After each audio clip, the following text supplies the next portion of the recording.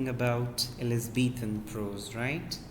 So, if we talk about Elizabethan age and in the 16th century, so 16th century was the time when English found its proper respect as a language.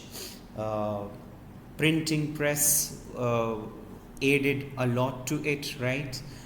It made publication cheaper, and thousands of books in prose were written, right? Uh, Writers like Stove and Holinshed, they wrote the history of England, right?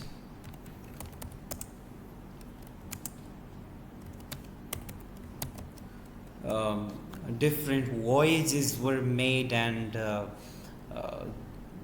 people wrote about those voyages, right? Religious works were written about Protestantism, right?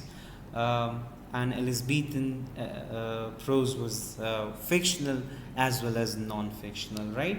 Firstly, we'll be talking about fictional, right? So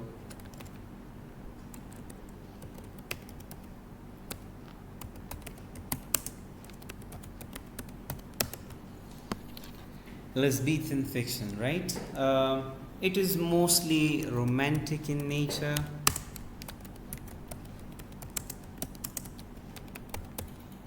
right? It includes romances that we have already discussed, pastoral romances, and novels, right? Uh, some of the fictional writers include John Lyly.